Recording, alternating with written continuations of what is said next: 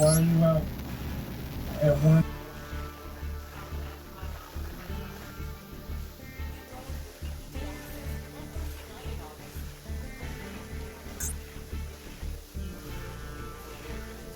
Summer, the time, citing an increase in crime against and by kids, Philadelphia City Council amended the curfew law. Instead of midnight, 16 to 17-year-olds have to be inside by 10 p.m. 13 and younger have a 9:30 p.m. curfew. And officers have been busier since the new curfew went into effect. 125 juveniles were being held past curfew. Last year, it was 100. These have reported 546 kills. City Council used to have to do the rates to lower the curfew. We've seen big rates of young people involved with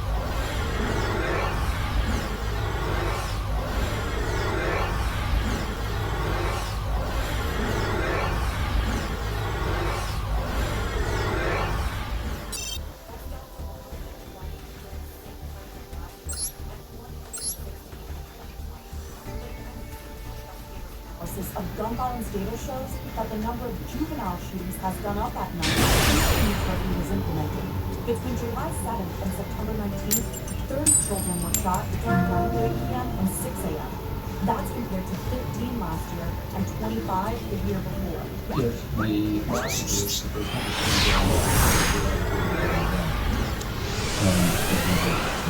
David Wilson is a criminologist at George Mason University. He has studied juvenile curfews and says they don't work.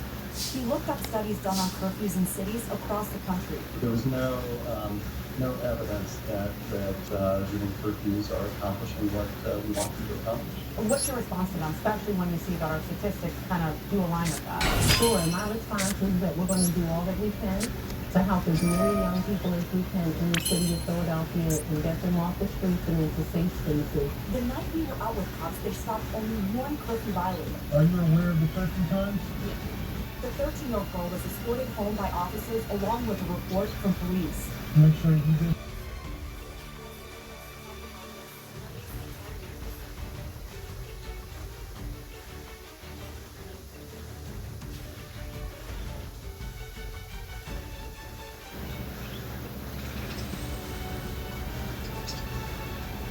Why is Radical John Fetterman dodging debates? Because he can't defend freeing convicted murderers. Well, tonight 2 more teens are in the hospital after a shooting in Kingsessing. Let's get out to Chris tonight. And Chris, like so many of these shooting victims in our area, they are so young. Yeah, that cycle of young violence continues on the streets of Philadelphia tonight, Jason. 2 more teenagers recovering tonight from gunshot wounds in a double shooting, shot while walking down the street. The quiet dinner hour pierced by gunfire tonight near the corner of 54th and Willows in Kinsessing. Police say possibly 2 men pulled up in a car, got out, and started shooting at 2 teenagers walking down 54th Street. Gunfire hitting a nearby convenience store and a parked car. We're getting information about a white vehicle that fled the scene with tinted windows. I'm not sure what direction at this point. We don't have a motive at this point. A 16-year-old boy was shot in the head and face. Police scooped him and brought him to Penn Presbyterian Hospital, where he is in critical condition tonight. A 14-year-old boy was also shot in the side. He was rushed to CHOP, where he's listed in critical but stable. It was crazy. It was like more than 7 gunshots. 12-year-old Giuliani was in her bedroom watching YouTube videos when the gunfire started outside her window. Not even a teenager yet, and she fears of getting shot every day. The world is really crazy right now, especially our generation, teenagers and my age. It's the latest job for the police department's new shooting investigations unit with its 13 supervisors and 40 detectives dedicated to shootings. They tell us they're working on recognizing youth crime patterns, hopefully stopping the shootings before they happen. Just in the past 2 days, half of the city's 20 shooting victims were teenagers. For police, it's a nightly challenge to keep up. And that's the tough part, is getting ahead of the game. But again, we spend a lot of time having meetings before these things start in the early evening hours, so we are working with a lot of the agencies daily to try to get to these hotspots faster and try to get the information to parents to help them. Now, investigators have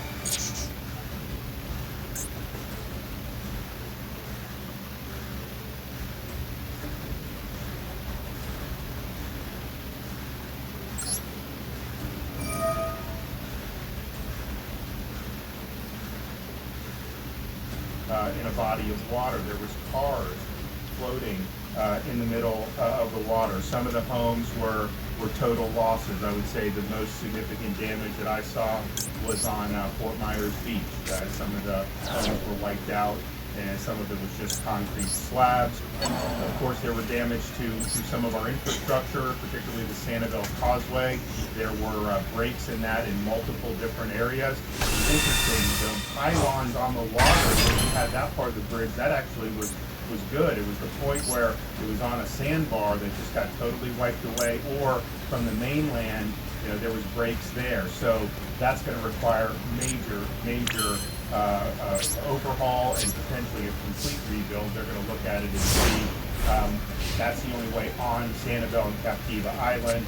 So the operations to help people there have been mostly by air.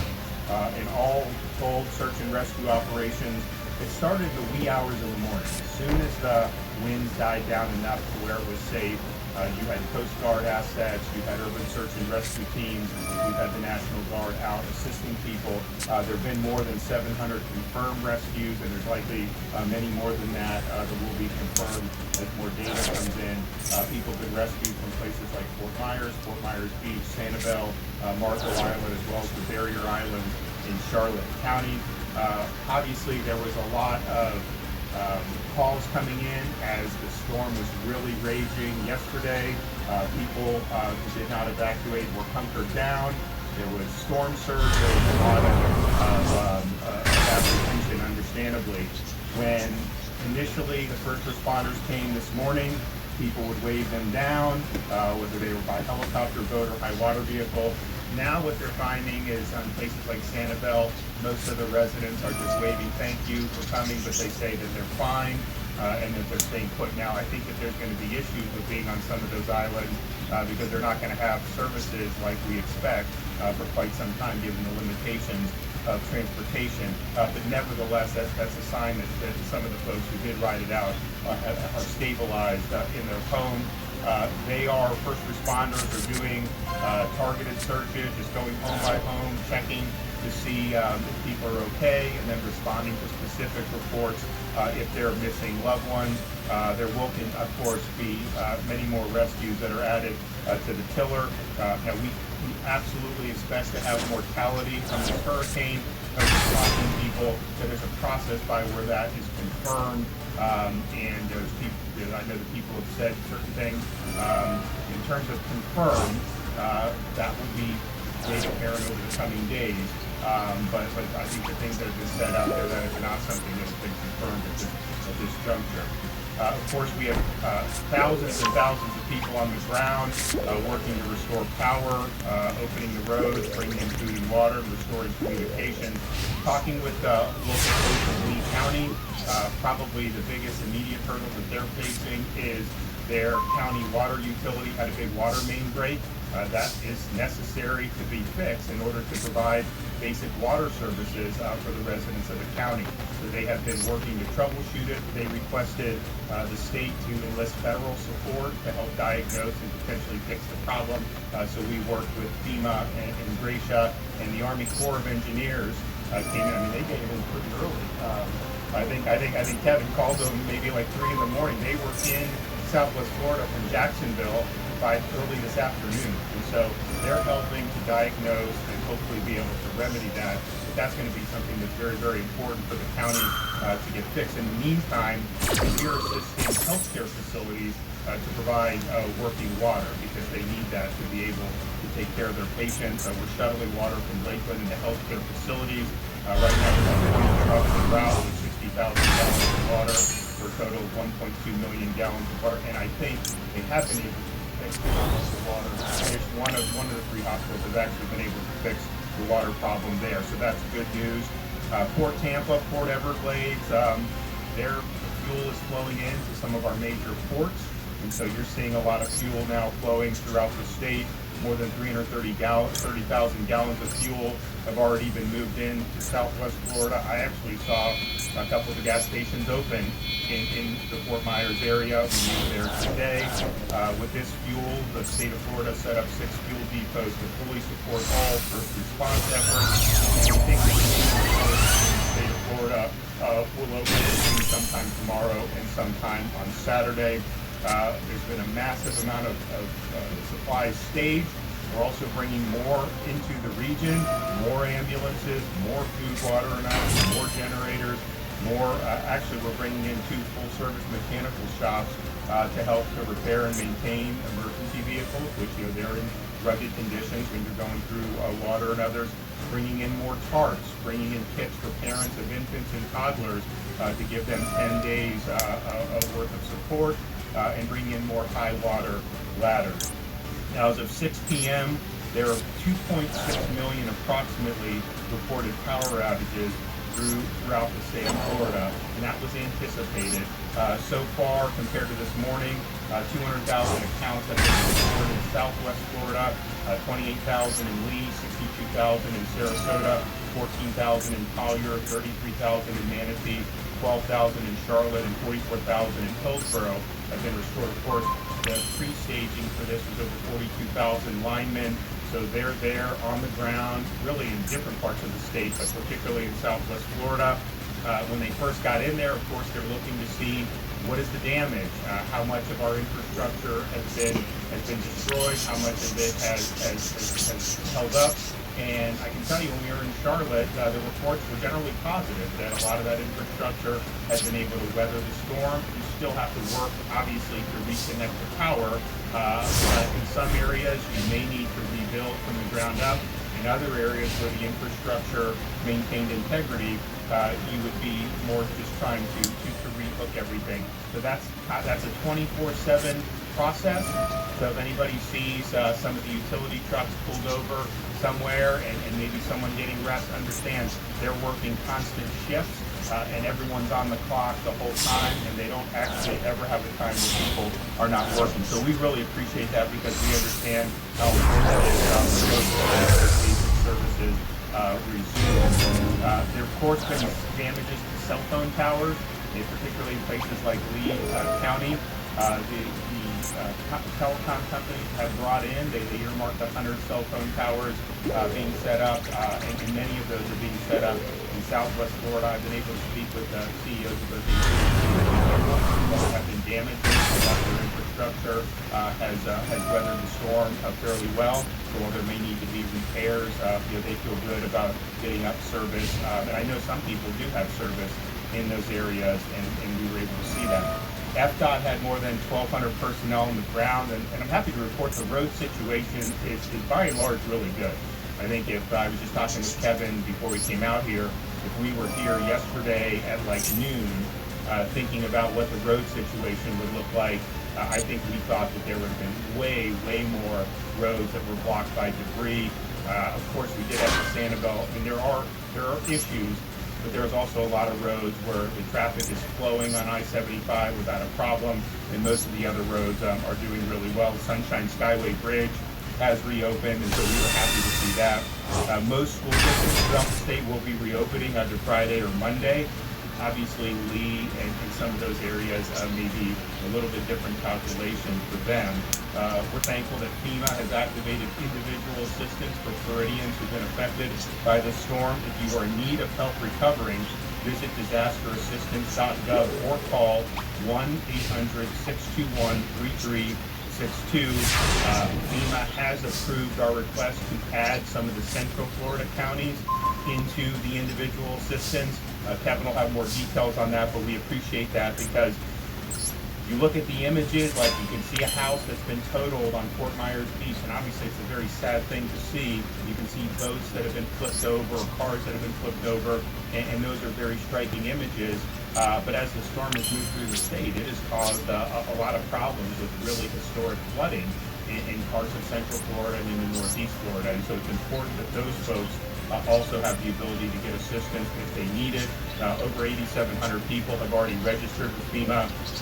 If you're going to make a claim, take a picture. If you've had flooding, take a picture of the water line on your house. Make sure you're documenting the damage. Jimmy Petronis, our Chief Financial Officer, is going to be doing insurance villages at these disaster recovery sites. If you go in, now you don't need to go in to get FEMA assistance. You can do it online. But if you have questions, you go in. You can have people from the different insurance carriers. Jimmy's also going to help people who have NFIP flood policies to be able to follow claims as soon as possible. We expect that will be done without much delay from the insurance carriers. We're happy that a lot of businesses have committed to provide our first responders and volunteers with sustenance. Culver's, Firehouse Subs, Burger King, Four Rivers Smokehouse, and Maria Oyster Bar, Texas Roadhouse, and we think many, many more will want to come and also offer assistance. For those who are coming in as either first responders or linemen, Bucky's is giving away meals and soft drinks. If you stop in their Daytona location, you'll be able to avail yourself with some really good stuff there. We're continuing, as Kevin has said, in these 72 hours with life safety, and then working to restore the main services, power, fuel, and communications. And there's massive numbers of people on the ground working 24/7 to do that. Of course, too early to know exactly what the needs of everybody is going to be, but we obviously anticipate some Floridians may end up being displaced from their homes, and the First Lady is spearheading efforts with Volunteer Florida to activate the Florida Disaster Fund, where people can donate. It's much better to donate financially than to send items, and we really appreciate the thought when people want to send water, they want to send these things, but Florida DEM and others have been contracted for this, so this stuff is there. The best thing you can do if you're going to give a financial contribution, that can go to some of these organizations that are a little bit more nimble with how they help people. FEMA, Rachel will say, you have statutes and you have regulations and you have things. You either qualify for certain types of organizations or you don't. They're not able to go outside of what Congress has decreed on that. As private organizations, you have needs that are covered by that program. They can meet those needs, and so providing the cash assistance is the best way to do that. If you want to contribute, go to www.floridadisasterfund.org or text disaster to 2022. Actually, what is it? 20222. Okay, well, I'll let the First Lady do that because she does it better than me. They put text at 2022 on this, and that I know it's more than that. I'm not a text guy, but I do know you need more numbers than that. All right, for those who want to come volunteer in person, that's another way where you can really be helpful. And Volunteer Florida has a website for that, www.volunteerflorida.org. If you want to see volunteer opportunities, and we would certainly welcome individuals that want to give, obviously, their money, but also their personal time and effort. Okay, Kevin Guthrie's here with some additional updates. Thank you, First Lady, for going out to the area today and doing some on-site assessments.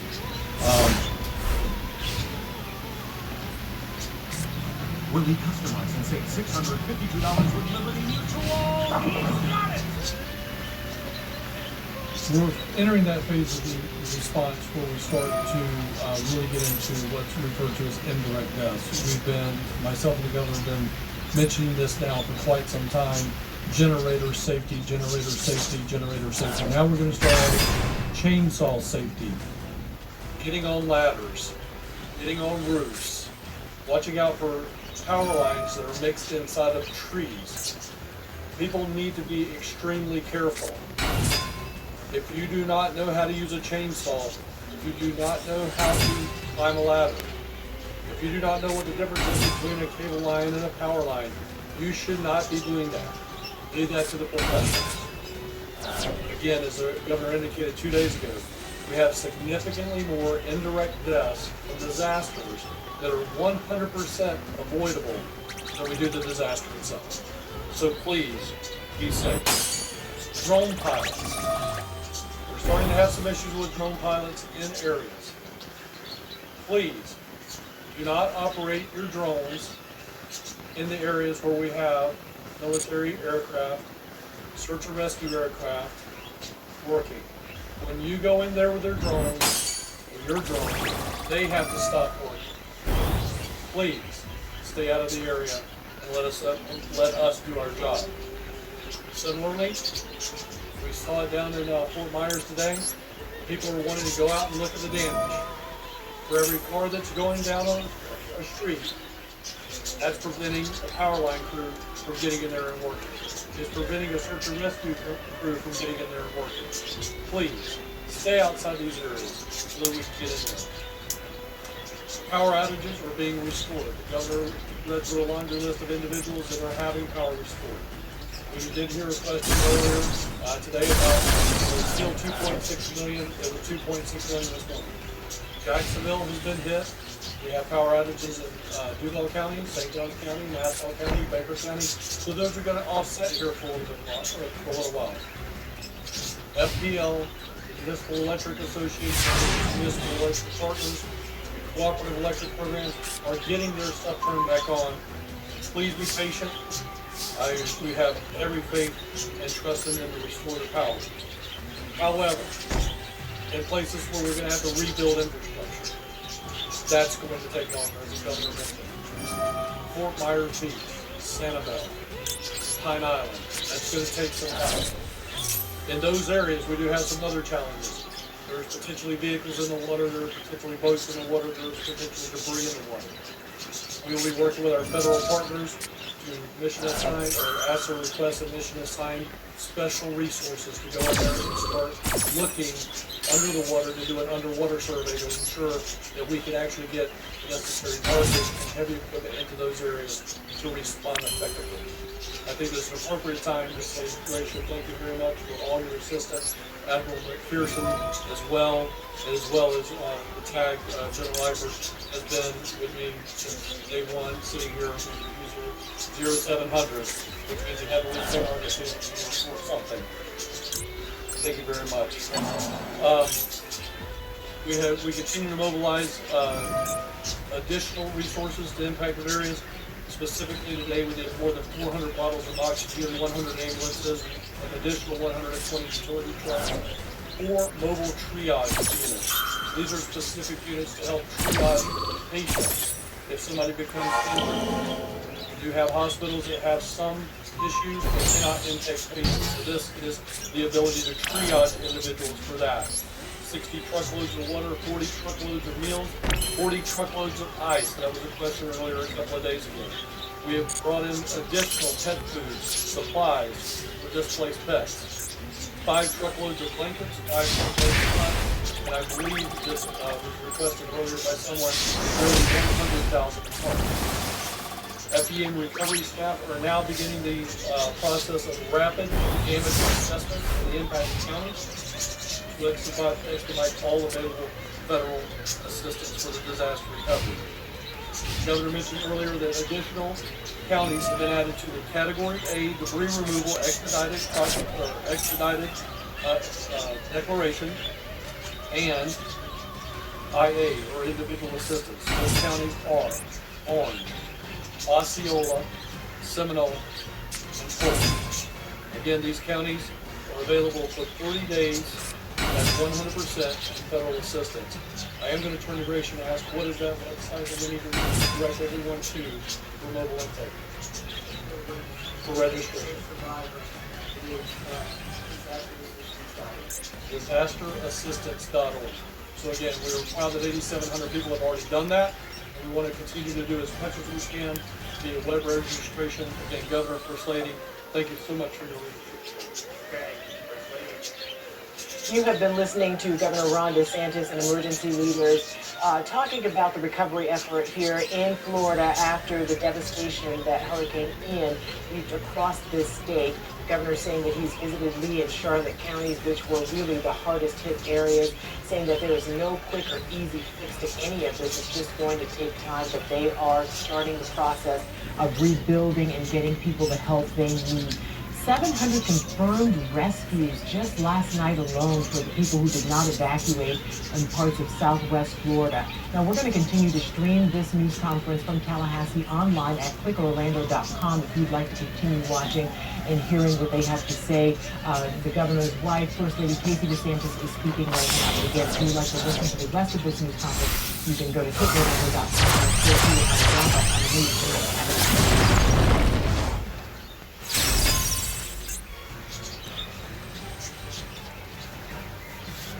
Wawa's 2 for $5 Sizzling Deal makes breakfast the most important deal of the day. Great mornings start at Wawa. The memories are still vivid. On May 29, 2016,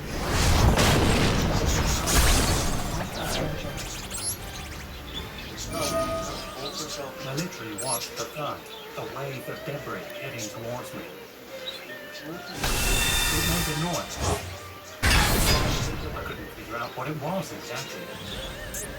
Then I realized the whole house was shaking. Osmos Mayor Frank Hash filmed the catastrophe and spoke in front of him. It's insane, completely insane. The emergency services are ready. That's impossible right now. Out of the question. God save Palms Bar. I was in shock. I couldn't even begin to process what I was seeing. Although no lives were lost, the flood left the village devastated. This is terrible. I was speechless. I've never seen anything like it. A few years later, Germany suffered the effects of a different. In 2018 and 2019, temperatures rose above 40 degrees Celsius in the summer. With no rain for months on end, rivers dried up. A disaster for the local environment and its inhabitants. Last year, there was no rainfall here in the region for more than 70 days. Then, in summer 2021, the Our Valley in western Germany was hit by flash flooding. All of a sudden, we were confronted with issues that we'd always thought only affected somewhere else in the world. Places like Bangladesh. Dramatic weather fluctuations have become commonplace. What does the future hold? And what do we need to do to cope with climate change?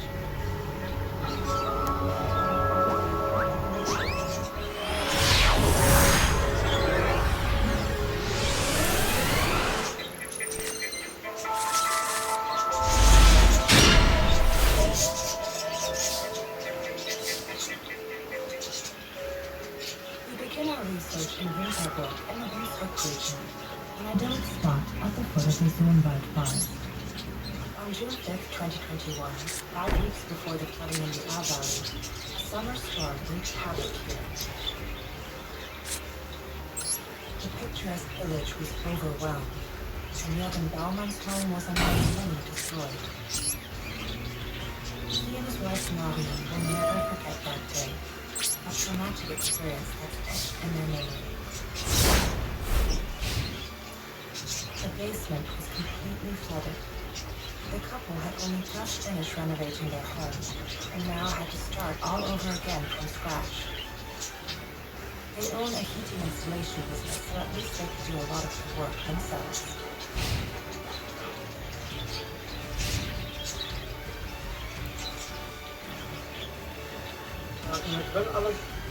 We just got everything finished in here. 5 or 6 years ago, we fitted the house up with external thermal insulation to energy efficiency and switched from fossil fuels to an air-to-water heat pump inside. We've done the garden too, and we're actually looking forward to concentrating on other things. It wasn't to be. After hours of torrential rainfall over the local forest hills, the village was hit by a deluge.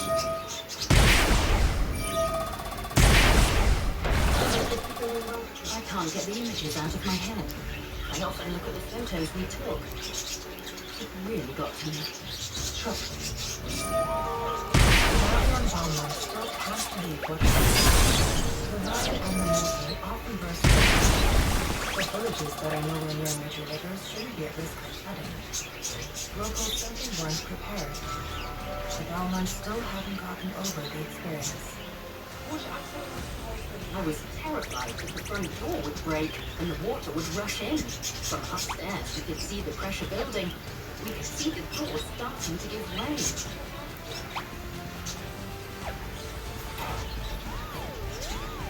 The water was up to here. The entire yard was underwater. It is situated in a valley in the Hunsrück Mountains. The village is in the Grünwald Forest, the source of the water that caused such damage. Forested landscapes have vast water storage capacity, soaking up heavy rainfall like a sponge. But in recent years, this has no longer been happening as efficiently as it used to.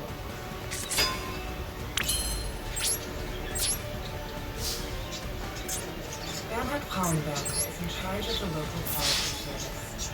He and his colleague Nettlefleet are going to show us what the problem is.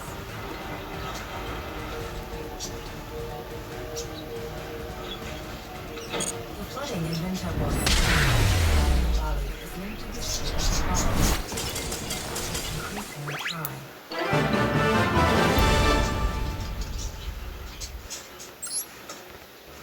Here, where they're digging, even the beech trees are showing signs of drought damage. Very sensitive. It actually rained a lot in the summer of 2021. But how much rain did the ground actually absorb?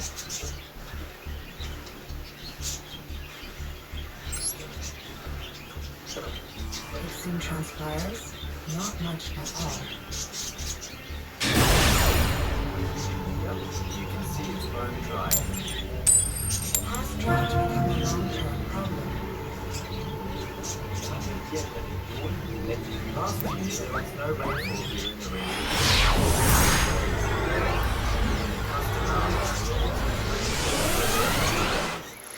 By the 1st of August 2021, 150 liters per square meter. Hard to imagine given the years of overall weather, but it goes to show how severe the lack of rainfall has been in the last 3 years.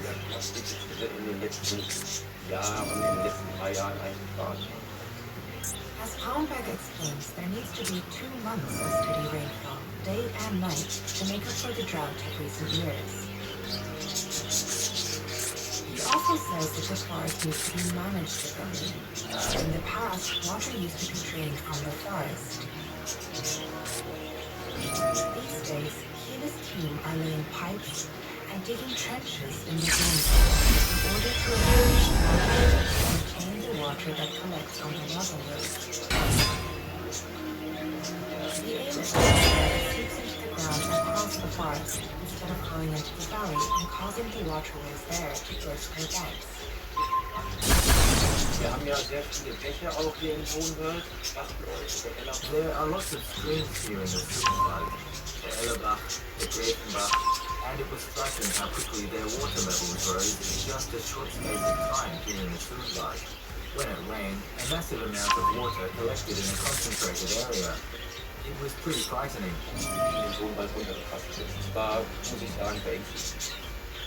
When the storm hit, the forest couldn't absorb the torrential rain. The logging roads were crippled and had to be rebuilt. Now, deeper trenches and larger pipes have been put in place to reroute heavy rainfalls to points in the forest where it can seep into the ground. Wir erreichen damit, dass wir diese Abflüsse brechen können. What that does is avert excessive runoff and allow groundwater to replenish. Water is distributed slowly and steadily across the forest floor, where it's absorbed. In terms of the local ecosystem, it means there's enough water to sustain the forest as a natural resource again.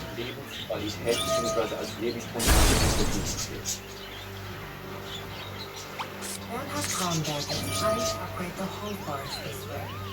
It's a small but significant way of helping to reduce the effects of extreme weather. The next stop on our research trip is in northern Germany. Every year, Hamburg hosts the Extreme Weather Congress. It brings together weather and climate researchers, as well as environmental activists. The event aims to meet as many people as possible. Change and the need to act. An urgent priority not only for meteorologists and Kröger, but also politicians and the likes of Mojib Netip, one of Germany's leading climate researchers. The 2021 Congress was overshadowed by the events in the Ahr Valley. We need change. The choice isn't between more or less climate protection, but between proper, radical, sustainable climate protection and climate disaster. That's where we're at. The future. In 2019, there was more discussion of the climate and the environment than there's ever been before. But in 2019, that same year, before the pandemic hit, we also took more cruises and more flights than ever before. There's a huge cognitive dissonance going on. If we really want to get anywhere, then we need to have the courage to change. The experts attending the event are unanimous. Both drought and flooding will become increasingly common. On one hand, there are protracted dry spells, as we saw in 2018, 2019, and 2020. These weren't balanced out. There's always been the occasional dry year. Three in a row. And on the other hand, we can expect to see increasingly frequent storms and heavy rainfall, very slow-moving storms, and flash flooding. In general, the weather is becoming more extreme. That's the bottom line.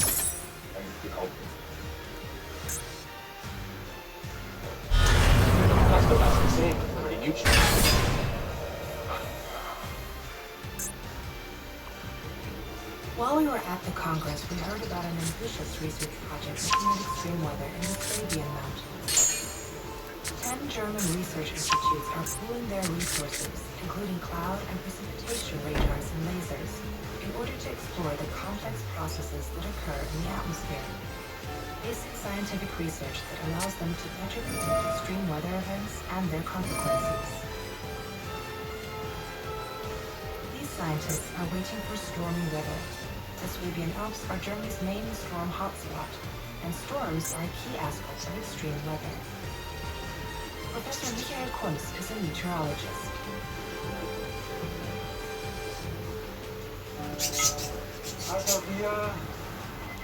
We're going to blow up our balloon, so we'll be ready if a storm starts to brew. We've already set up the probes. Now we're going to load the balloons in the car, 6 or 7 of them. Then we'll drive right into the storm. The balloons are filled with helium. They'll carry small probes into the clouds and will enable the scientists to observe hail formation occurring during the storm. Hail is a typical feature of the weather. The team are excited. Clouds are gathering. After hours of waiting, they now need to act fast.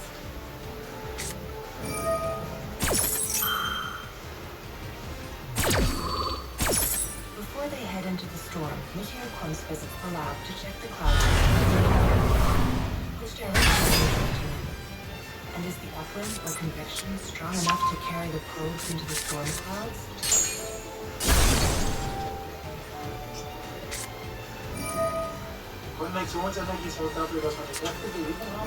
Convection ensures a powerful lift-off. When the rain falls, it falls more or less vertical to the point where the upwind is. Basically, it suppresses the upwind. And that means that the standard lifetime of a single cell is, on average, 30 minutes to an hour. It destroys itself, as it were. That makes it all the more important to release the balloons in the right place at the right time. Outside, the storm cell is getting stronger. It's time for the scientists to launch their balloons.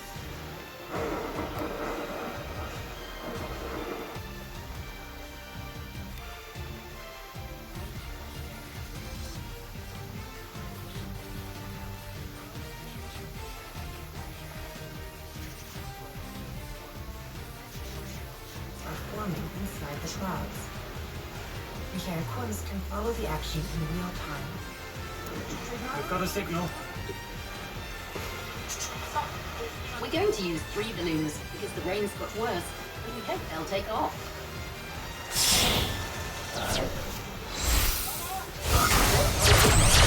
Off we go.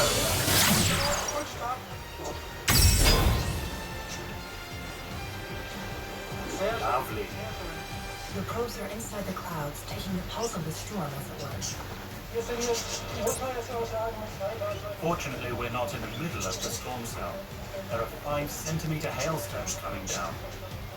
And they'd give our cars a good bashing. From here, Michael Kunz and his team can collect a wealth of memories that will help predict extreme weather events. We're planning to visit him in his lab in Karlsruhe in a few weeks' time.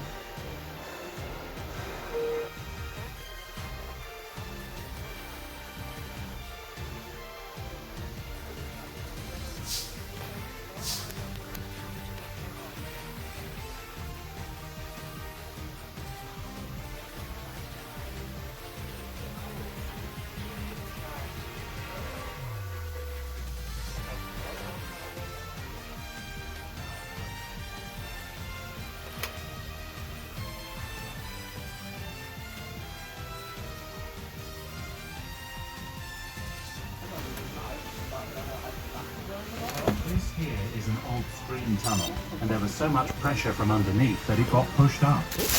It's a self-supporting structure, and when it got pushed up, one stone breaks off and the structure collapses. A film shot on his mobile phone shows the sinkhole that resulted right in front of his house. Als das Loch im Garten größer wurde. The hole in the garden got bigger. Then our solid wood garden bench got pulled into the current, turned in circles, and was washed away. That was the point when I said to my husband, okay, now I'm frightened. It all disappeared into the hole. All the chairs, our terracotta ornaments, it all got washed away. What happened here was nothing in comparison to the disaster in the Our Valley.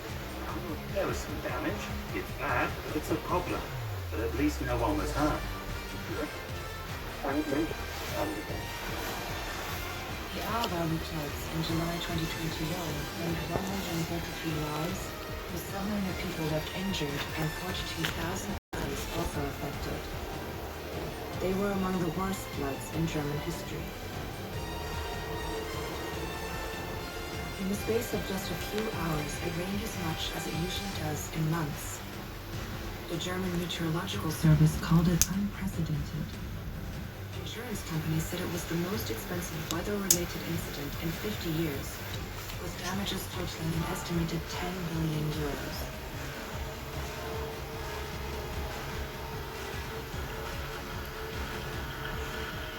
Does climate change mean that such events are likely to become more frequent?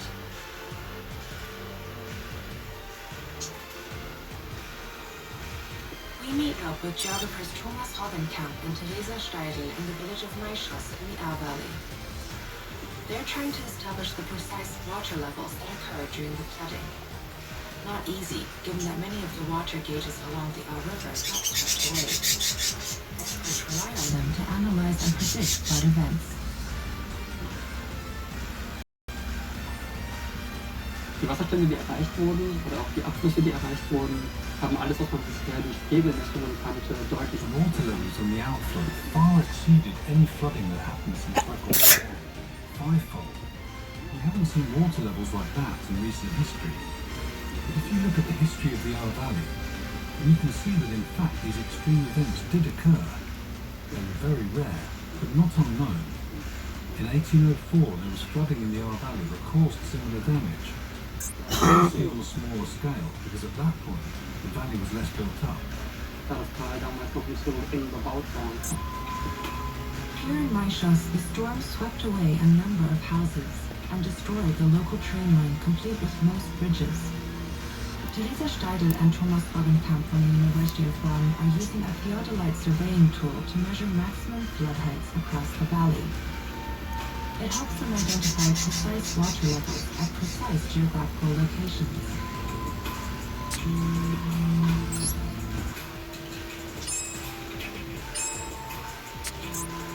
The brown color of this facade shows just how far the water goes.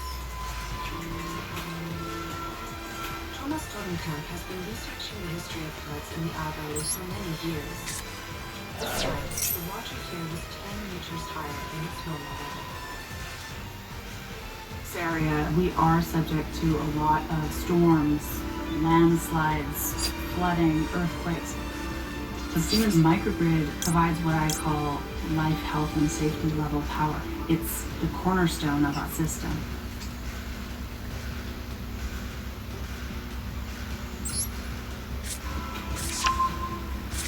Es gibt auch Hochwasserrisikophasen, die alle Flüsse vorliegen in Deutschland. Und There are flood risk maps for all of Germany's rivers, but clearly they've not been adequate. On the basis of these maps, there are plenty of places where you could reasonably decide to put up new buildings. But these maps don't include historical floods. The water level records that are available date back just 50 or 60 years, and that's too short a time frame to reflect extreme events. um solche Extremereignisse abzubilden. These maps have since been updated and now include historical data too. But what role did climate change play in the Ahr Valley disaster? Was that the ultimate cause? In dem Punkt der I would argue that the scale of the flood is not necessarily climate change related. In terms of the frequency, in other words, how often such events occur, you could argue that changing weather conditions mean that floods are now occurring more frequently, and that's a consequence of climate change. Climate change increases the likelihood of such events occurring more frequently, as demonstrated by a recent study conducted with the participation of the German Meteorological Service. Yet the question remains, why is weather becoming more extreme?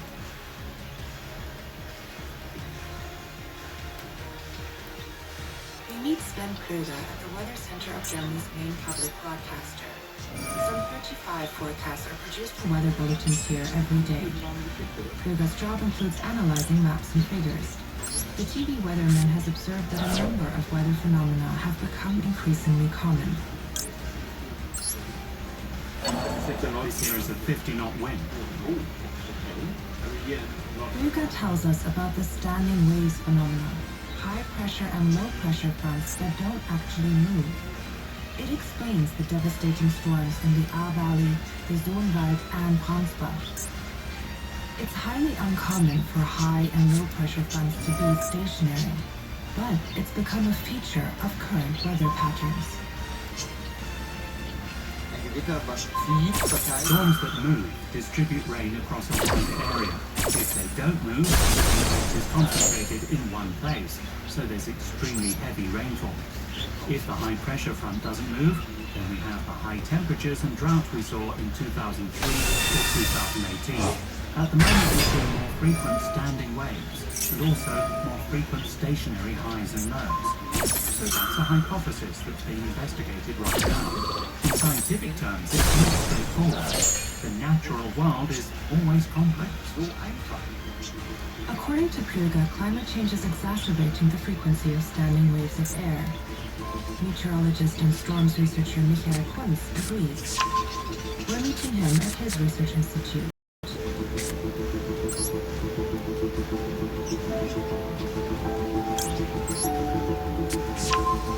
He set up a center dedicated to analyzing natural disasters and evaluate extreme weather events around the world.